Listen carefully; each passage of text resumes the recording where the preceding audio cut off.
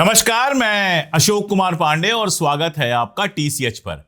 राम मंदिर में चढ़ावा चोरी का जो मामला है उसमें रोज नए नए खुलासे हो रहे हैं। ऐसा लग रहा है कि जब से राम मंदिर बना है, जब से वहां दान पेटी लगी है, तब से ही नहीं, उसके पहले से भी जो दान आ रहा था उस दान में लगातार गड़बड़ियां हो रही हैं। लगातार सवाल उठ रहे हैं कि 8 महीने का सीसीटीवी कैसे डिलीट हो गया। मांग हो रही है कि सीबीआई इसकी जांच करे, मांग हो रही है कि नेशनल लेवल पर इसकी जांच हो, लेकिन यूपी सरकार एसआईटी से खुश है, सिर्फ एसआईटी बना दी गई है।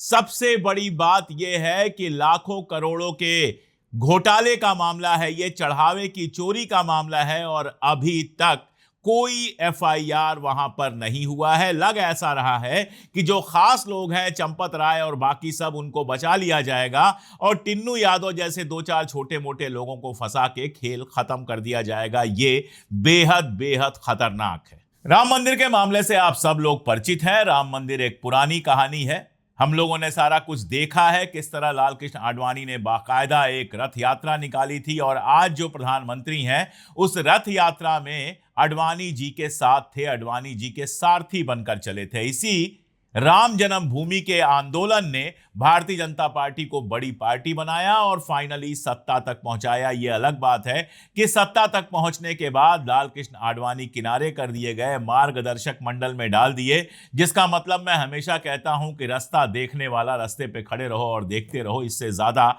आपका कोई खास वजूद नहीं है। खैर, वो एक अलग मामला है। अब राम मंदिर को लेकर जिस तरह के खुलासे हो रहे हैं वो बेहद खतरनाक है।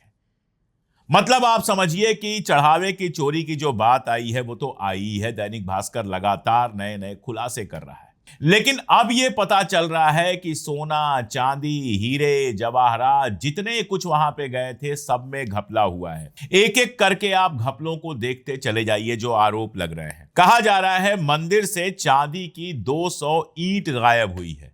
विश्व सिंधी सेवा संगम ने यह आरोप लगाया है और दान की हुई 200 किलो चांदी। आप याद कीजिए, अभी प्रधानमंत्री महोदय कह रहे थे कि सोना चांदी मत खरीदिए 1 साल तक, और यहां 200 किलो चांदी गायब हो गई है और इस चोरी पर जवाब मांगा गया है। कहा यह जा रहा है, बताया यह जा रहा है कि 2021 में, यानी मंदिर बनने के पहले, यानी मंदिर का शुभारंभ होने से पहले 200 किलो चांदी की ईंट दान की गई थी। कैलकुलेटर लेकर बैठिए और हिसाब लगाइए कि 200 किलो चांदी की कीमत आज की डेट में कितनी है। इसके अलावा रामलला को दान में 60 किलो चांदी की शिलाएं मिली थी। 60 केजी, 200 किलो पहले हो गया, 60 किलो और हो गया, यह भी गायब है। बताया जा रहा है कि एसआईटी ने जब जांच किया तो चांदी की शिला भी नहीं मिली। और आप देखिए, रामलला को मिला था हीरे से जड़ा हुआ एक हार दान में। जौनपुर के एक श्रद्धालु हैं जिन्होंने करोड़ों में मुंबई में बनवाया था और फिर टिन्नू यादव के जरिए रामलला को उपहार दिया था। इसी श्रद्धालु ने एक चरण पादुका भी दी थी, चप्पल जो होती है चरण पादुका कहते हैं, सोने की दी थी। उनका कहना है कि चरण पादुका 1 किलो सोने और 7 किलो चांदी से बनी थी, यानी 200 किलो चांदी हो गई, 60 किलो 260 किलो चांदी हो गई, 7 किलो और जोड़ लीजिए, 267 केजी चांदी हो गई, 1 किलो सोना हो गया और हीरे का हार हो गया। समाजवादी पार्टी ने आरोप लगाए हैं कि दान पात्र से 7.5 करोड़ रुपए की चोरी हुई है। वहीं आम आदमी पार्टी का आरोप है कि तकरीबन 200 करोड़ से ज्यादा चोरी हुई है। इसके आगे सुनिए। Indian Boolean and jewellers association के जो उत्तर भारत के प्रमुख हैं, नॉर्थ इंडिया के जो प्रमुख हैं, अनुराग रस्तोगी, उनका कहना है कि अयोध्या में 5 अगस्त 2020 को जो भूमि पूजन हुआ था उसके पहले एसोसिएशन ने 39.26 किलो चांदी भी दी थी और उस चांदी का भी कोई पता नहीं चला है। यानी तकरीबन मान लीजिए आप कि 300 किलो चांदी, 1 किलो सोना और हीरे का बना हुआ, हीरे का जड़ा हुआ एक हार, जो भगवान श्री राम की श्रद्धा में श्रद्धालुओं ने मंदिर में दान किए थे, वो सारे के सारे गायब हैं, ऐसा आरोप लग रहा है। यानी एक तरफ दान में जो पैसे मिले, जो चढ़ावा आपने चढ़ाया, वो भी चोरी हुआ, और दूसरी तरफ जिन लोगों ने बढ़ चढ़कर दान दिया था, किसी ने सोने का कुछ दिया, किसी ने चांदी का दिया, किसी ने चांदी की ईंटें दी, किसी ने कुछ दिया, किसी ने कुछ दिया, वो सारा कुछ घोटालेबाजों ने जो राम मंदिर के प्रबंधन में लगे थे, मैनेजमेंट में लगे थे, उन घोटालेबाजों ने गायब कर दिया है, ये आरोप लगाया जा रहा है। अब आप देखिए, कहीं 5,000 रुपए की चोरी हो जाए और चोर नामजद हो, जरा सा भी सबूत मिल जाए तो पुलिस क्या करती है? पुलिस सबसे पहले एफआईआर दर्ज करती है और एफआईआर करने के बाद उस चोर को गिरफ्तार करती है। गिरफ्तार करके उस चोर से पूछताछ करती है। ये नॉर्मल प्रक्रिया है, कोई अलग से तो मैं नहीं बता रहा हूं। लेकिन यहां राम मंदिर में अभी जो जमीन की लूट हुई है उस पर भी बात करूंगा, लेकिन उसको फिलहाल रोक देते हैं। फिलहाल सीधे सीधे जो चढ़ावा चोरी, जिसको मैं कह रहा हूं, चढ़ावे की जो चोरी हुई है, और चोरी बड़ा छोटा शब्द है, चोरी तो छोटी मोटी होती है। असल में चढ़ावे की जो डकैती हुई है, इस डकैती के बाद यूपी सरकार जो खुद को राम भक्त कहती है, और दिल्ली में बैठी हुई नरेंद्र मोदी की सरकार जिसने पोस्टर बनवाए थे कि जो राम को लाए हैं हम उनको लाएंगे, ये दोनों लगभग खामोश बैठी हुई हैं। बयान आ रहे हैं लेकिन एक भी एफआईआर नहीं हुआ है। और एफआईआर किसके ऊपर होना चाहिए? सबसे पहले उनके ऊपर होना चाहिए जो इस पूरे मामले की देखरेख करते हैं, यानी कि प्रबंधक हैं, यानी न्यास के सबसे इंपॉर्टेंट व्यक्ति हैं चंपत राय जी। चंपत राय जी के आदेश के बिना वहां पत्ता नहीं हिलता है, और चंपत राय जी को यह जिम्मेदारी दी गई है कि वो राम मंदिर में आने वाले चढ़ावे, आने वाले श्रद्धालुओं, राम मंदिर का मेंटेनेंस, मतलब राम मंदिर से जुड़े हुए सारे काम करें, इसी की जिम्मेदारी चंपत राय को दी हुई है। तो जाहिर सी बात है कि अगर मंदिर से सोना, हीरा, चांदी, रुपया, गड्डियां की गड्डियां गायब हुई हैं, तो इसके लिए सबसे प्राइमरी जो जिम्मेदार होने चाहिए वो चंपत राय होने चाहिए, जिन्होंने आरोप लगने के बाद पहले मना कर दिया था कि नहीं, ऐसा कुछ नहीं हुआ है। कहा था ऑडिटिंग चल रही है और ऐसी कोई गड़बड़ी नहीं पाई गई है। तो उनसे यह सवाल पूछना चाहिए कि अगर इतना सब कुछ गायब हुआ है तो आपके पास कोई जानकारी नहीं है, कैसा कैसे मुमकिन है? या तो आप अपना काम जिम्मेदारी से नहीं कर रहे थे, आपने ध्यान नहीं दिया और रामलला के चढ़ावे में आया पैसा, हीरा, सोना, चांदी सब गायब होता रहा और आप आराम से हाथ पे हाथ धरे बैठे रहे। या तो ये केस हो सकता है, और या दूसरा केस ये हो सकता है कि आप जानते थे ये सब कुछ हो रहा है और जानकर भी आप खामोश रहे। तीसरा, इससे भी खतरनाक केस ये हो सकता है कि आप इन सब में शामिल हैं। जब भी कोई अपराध होता है तो किसी को सीधे सीधे अपराधी या किसी को सीधे सीधे निरपराध नहीं कह दिया जाता है। एक प्रोसेस चलता है, उस प्रोसेस में तय किया जाता है, जांच चलती है, उसमें तय होता है कि किसकी कितनी जिम्मेदारी है। लेकिन चंपत राय को ऐसा लग रहा है कि बिना कुछ किए ही एकदम, जिसको कहते हैं, क्लीन चिट दे दी गई। और इसका सबसे बड़ा सबूत तो यह है कि अभी तक एफआईआर नहीं किए गए हैं, और दूसरा सबूत यह है कि जो एसआईटी भी बनाई गई है वो न्यास के ही देखरेख में चल रही है, और नारे दिए जा रहे हैं, भाषण किए जा रहे हैं लोगों के गुस्से को दबाने के लिए कि जो भी अपराधी है वो बचेगा नहीं। ऐसी बातें तो हम पिछले 14 साल से सुन रहे हैं, लेकिन अपराधी बच के निकल जा रहे हैं, ये हम लगातार देख रहे हैं। आप देखिए, जब से राम मंदिर का खेल शुरू हुआ, और मैं एक बात और बता दूं, उसके बाद आगे बढ़ूंगा, अगर भारतीय जनता पार्टी को लगता है इसका असर नहीं हुआ है, अगर भारतीय जनता पार्टी को लगता है कि जो अफीम उसने खिलाई है लोग उसके नशे से बाहर नहीं निकले हैं, तो दैनिक भास्कर की यह रिपोर्ट देखनी चाहिए। हुआ यह है कि श्रद्धालुओं के आने में तो कोई कमी नहीं आई है। श्रद्धालु जितने पहले आ रहे थे उतने ही अब भी रामलला मंदिर में आ रहे हैं, लेकिन चढ़ावा एकदम से नीचे पहुंच गया है। जहां पहले रोज 8 से 12 लाख रुपए का चढ़ावा राम मंदिर में चढ़ता था, 8 से 12 लाख रुपए रोज तकरीबन चढ़ते थे राम मंदिर में चढ़ावे के रूप में। आज कंडीशन यह है, 15 जून से लेके 19 जून तक का रिकॉर्ड है, 85 से 95 हजार रुपए का ही चढ़ावा चढ़ रहा है। कहां 8 से 12 लाख चढ़ता था और कहां 1 लाख रुपए का चढ़ावा भी रोज नहीं चढ़ रहा है। भारतीय जनता पार्टी को समझना चाहिए कि अगर चढ़ावे में लगातार कमी आ रही है, इसका मतलब जनता इस बात को जान गई है और जनता इस बात को मान रही है कि भगवान राम के नाम पर, भगवान राम की श्रद्धा में, भगवान राम के लिए, इस मंदिर के मेंटेनेंस के लिए हम जो पैसा चढ़ा रहे हैं, चढ़ावा दे रहे हैं, वो चढ़ावा मंदिर में मेंटेनेंस के खर्च में नहीं जा रहा, बल्कि लोग उस चढ़ावे से जमीनें खरीद रहे हैं, कारें खरीद रहे हैं, बैंक बैलेंस बना रहे हैं, सोना चांदी हीरा खरीद रहे हैं, और मंदिर में जो सोना चांदी हीरा था वो चुरा कर या तो घरों में रख लिया गया है या तो बेच दिया गया है। ये जनता बहुत कायदे से समझ रही है, इसलिए जा रही है। और जहां 100 रुपए चढ़ाती थी वहां 1 रुपए चढ़ा रही है। वो जानती है कि भगवान काउंट नहीं करते कि कौन 100 रुपए चढ़ा रहा है, कौन 1 रुपया चढ़ा रहा है। भगवान के लिए तो उनके मंदिर में आने वाला हर श्रद्धालु प्रिय है, चाहे वो 1 रुपया चढ़ाए चाहे वो भी ना चढ़ाए, भगवान को कोई फर्क नहीं पड़ता। इसमें से कोई पैसा भगवान के पास नहीं जाता। जो आप लड्डू भी चढ़ाते हैं वो खुद ही खाते हैं। भगवान का तो नाम होता है, भगवान को तो दिखा दिया जाता है, चखा दिया जाता है, भगवान लड्डू खाने नहीं आते। तो लोगों का भरोसा टूट रहा है, ये बात भारतीय जनता पार्टी को समझनी चाहिए।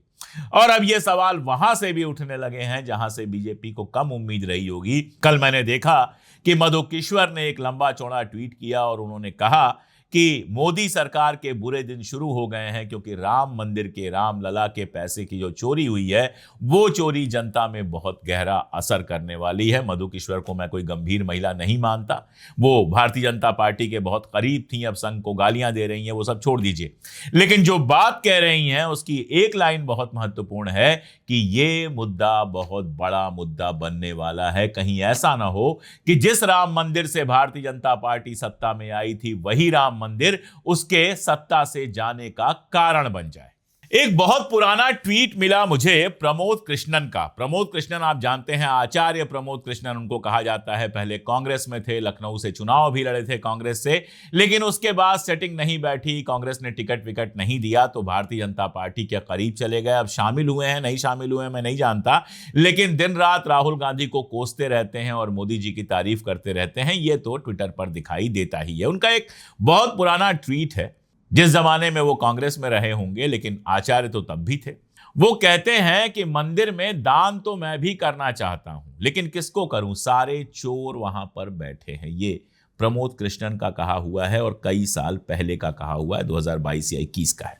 अब इससे क्या लगता है, आचार्य प्रमोद कृष्णन जो हैं वो संतों में उठते बैठते हैं, अयोध्या के और देश के संत समाज को जानते हैं, यूपी में रहते हैं, बहुत कायदे से उन लोगों के पास ऐसी इंफॉर्मेशन होंगी जो हमारे आपके पास नहीं हो सकती हैं। तो क्या उनको पहले से पता था कि राम मंदिर ट्रस्ट की जिम्मेदारी जिन लोगों को दी जा रही है वो करप्ट लोग हैं?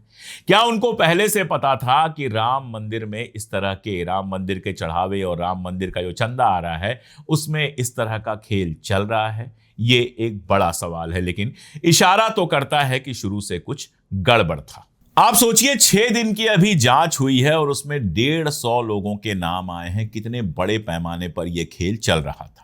जिनसे पूछताछ कर रही है उसको अगले आदेश तक बाहर जाने की इजाजत नहीं है, और जिनसे पूछताछ कर रही है उसमें चंपत राय जो ट्रस्ट के जनरल सेक्रेटरी हैं और ट्रस्टी अनिल मिश्रा भी शामिल हैं। इसी के साथ यह भी खबर आई है, मंदिर निर्माण के जो प्रभारी थे गोपाल राव वो अयोध्या छोड़कर कर्नाटक चले गए हैं, लेकिन यह पता नहीं चल रहा है कि परमिशन लेकर गए हैं कि भाग गए। और एफआईआर होने की उम्मीद है, आजकल में एफआईआर हो सकता है, लेकिन इसमें जिनका नाम आ रहा है वो टिन्नू और अनुकल्प जैसे लोगों का आ रहा है जो चंपत राय के करीबी थे। दरअसल ऐसा लग रहा है कि सारा का सारा जो ठीकरा है वो टिन्नू यादव के सिर पर फोड़ने की कोशिश है। क्योंकि टिन्नू यादव है वो, तो कई सारे लोगों ने अखिलेश यादव से भी उनका रिश्ता जोड़ दिया है। मतलब जब तक राम मंदिर में उन पर दाग नहीं लगा था तब तक वो चंपत राय के करीबी थे, तब तक वो राम भक्त थे, तब तक वो भारतीय जनता पार्टी के करीबी थे। लेकिन अब जब चोरी का आरोप लगा है, डकैती का आरोप लगा है, घोटाले का आरोप लगा है, घपले का आरोप लगा है, तो वो अखिलेश यादव के करीबी हो गए। पूरे ट्रस्ट में अपर कास्ट के लोग भरे हुए हैं, ब्राह्मण भरे हुए हैं, सारे पूरे ट्रस्ट में। लेकिन सबसे ज्यादा खबर किसी पे चलाई जा रही है तो वो टिन्नू यादव पर चलाई जा रही है। मैं ये नहीं कह रहा हूं कि टिन्नू यादव निरपराध हैं। जाहिर तौर पर जितना अभी तक सामने आया है उससे लग रहा है कि इस खेल के वो भी हिस्सा हैं, लेकिन टिन्नू यादव की हैसियत वो नहीं लग रही कि सारा खेल अपने दम पे चला सकें जब तक टॉप से कोई उनको संरक्षण ना दे रहा हो, प्रोटेक्शन ना दे रहा हो। जब तक ऊपर से प्रोटेक्शन नहीं मिले, टिन्नू यादव जैसे लोग नहीं कर सकते हैं। छोटी मोटी 150 2-4 हजार की होती तो मैं मान लेता, लेकिन जहां करोड़ों का मामला है, जहां चांदी का, सोने का, हीरे का, सबका मामला है, वहां टिन्नू यादव अपने दम पे नहीं कर सकते थे। मैं एक सीधा इक्वेशन आपके सामने फेंकता हूं। हीरे का हार मिला राम मंदिर को, अखबारों में खबर छपी। ऐसा तो नहीं है कि चंपत राय जी को पता ही नहीं चला कि हीरे का हार मिला था। अब अगर वो हीरे का हार गायब हो गया, तो जिस पॉइंट पे गायब हुआ है, मैं कह रहा हूं मान लो टिन्नू यादव ने ही गायब किया है, तो चंपत राय ने टिन्नू यादव से पूछा क्यों नहीं कि ये हीरे का हार कहां चला गया? या और जो राम मंदिर के ट्रस्टी हैं, जो बड़े लोग हैं, उन्होंने जो जिम्मा संभाल रहा था, मान ले अगर कि टिन्नू यादव जिम्मा संभाल रहा था, तो उससे पूछा क्यों नहीं कि भाई तुम्हारा हार कहां गया? खुद क्यों नहीं उसके खिलाफ कार्रवाई की? जब पवन पांडे का ट्वीट आता है, चीजें बाहर आती हैं, जो ये बड़े बड़े घर बनवा रहे हैं, रुपए गिनने वाले जो लड़के हैं वहां पर, जो कारें खरीद रहे हैं, उनके पड़ोसी जब शिकायत करते हैं, उनकी कंपनी में काम करने वाले जब शिकायत करते हैं, तब यह मामला आता है। अगर वाकई चंपत राय ईमानदार हैं या मंदिर ट्रस्ट से जुड़े हुए लोग ईमानदार हैं, तो खुद इस मामले की जांच उन्होंने पहले क्यों नहीं कराई? लेकिन बड़ा आसान है, एक टिन्नू यादव को पकड़ लीजिए। अच्छा यह है कि राम मंदिर ट्रस्ट में या इस पूरे काम में कोई मुसलमान नहीं है। मिश्रा जी हैं, यादव जी हैं, राय साहब हैं, बाकी सब लोग हैं, लेकिन अच्छा है कोई मुसलमान नहीं है। अगर एक भी मुसलमान होता, अगर चौकीदार भी मुसलमान होता, तो सारा बिल उसके ऊपर फाड़ दिया जाता। अभी तक उसके ऊपर यूएपीए लग गया होता, सारी जांच हो जाती, ईडी पहुंच गई होती, इनकम टैक्स पहुंच गई होती, उसके घर पे बुलडोजर चल गया होता, उसके खेत बर्बाद कर दिए गए होते, सब हो गया होता अगर वहां कोई मुस्लिम होता। लेकिन मुस्लिम है नहीं, तो ना अभी तक बुलडोजर चला है, ना ईडी आई है, ना सीबीआई आई है। एसआईटी जांच कर रही है, और कब एफआईआर कराएगी, किस पर एफआईआर कराएगी, कुछ पता नहीं है। मंदिर जब बन रहा था, बनना शुरू हुआ था, ट्रस्ट बना था, तभी से जमीन के घोटालों के एक से एक आरोप लगाए गए हैं। और ये आरोप कोई हवा में नहीं है, सबके पेपर्स हैं खरीदी और बिक्री के। और आप ये देखिए कि एक पर भी कार्रवाई नहीं हुई। एसआईटी जो इस समय लगी है, वो बताया जा रहा है कि उसको भी निर्माण और जमीन खरीद में गड़बड़ी मिली है। सर्किल रेट से 17 गुना ज्यादा कीमत खरीदी गई, और जो सामान खरीदा गया रामलला का मंदिर बनाने के लिए, उसमें 40% की कमीशन खोरी की बात भी आई है। लोग ये बता रहे हैं कि चंदन राय नाम का एक व्यक्ति है, जो पिछले साल तक रामघाट में किराए के एक मकान में रहता था। अब अयोध्या के माझा इलाके में उसने कई बीघा जमीन खरीदी है और हरिद्वार में होटल बनाया है। साल भर में चंपत राय के भतीजे के पास इतना पैसा कैसे आ गया, ये सवाल है। चढ़ावे की गिनती से लेकर मंदिर के पूरे मैनेजमेंट तक चंपत राय, डॉक्टर अनिल मिश्रा और गोपाल राव के भतीजों और रिश्तेदारों ने जड़ें जमा ली थी। ऐसा कौन सा काम था 14-15 हजार रुपए जिसमें मिल रहे थे, जहां इन्होंने अपने भाई भतीजों को बुरी तरह से भर दिया? मंदिर की व्यवस्था देखते हैं। जो स्पेशल इनवाइटी हैं, गोपाल राव का भतीजा है सोमेश आनंद। चंपत राय का ड्राइवर रहा है रामशंकर यादव, जिस टिन्नू यादव की बात की जा रही है, उसका भतीजा है मनीष यादव। डॉक्टर अनिल मिश्रा के रिश्तेदार हैं अनुकल्प और लौकुश मिश्रा। इन सब पर चोरी और घोटाले का आरोप है। आप मुझे यह बता दीजिए कि इन लोगों ने अगर अपने रिश्तेदारों को वहां भरा और रिश्तेदार चोरी कर रहे थे, तो क्या इन लोगों को पता नहीं था? जनता इतनी भोली है कि ये बात मान लेगी कि मिश्रा जी और राय साहब बिल्कुल ठीक थे, और सारा जो अपराध है वो ड्राइवर टिन्नू यादव और उसके लोगों और नीचे वालों का है।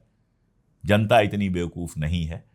धर्म से अगर उसे प्यार है, तो राम मंदिर के साथ जो किया इन लोगों ने, राम मंदिर को जिस तरह से लूट का अड्डा बना लिया, अब तो ये लगता है कि मंदिर निर्माण का पूरा आंदोलन कमाई का आंदोलन ना हो। 12,000 करोड़ के घोटाले के आरोप पहले ही लग चुके हैं। अगर इसकी ठीक से जांच नहीं हुई और अगर अपराधियों को सजा नहीं मिली, तो यकीन जानिए भारतीय जनता पार्टी को यह बहुत भारी पड़ेगा। आपको क्या लगता है, कमेंट में जरूर बताइएगा। मुझे लगा यह मुद्दा जरूरी है, इसलिए मैंने बात की। आप भी इस पर बात कीजिए, बात करना बहुत जरूरी है। आज के लिए इतना ही, बहुत शुक्रिया।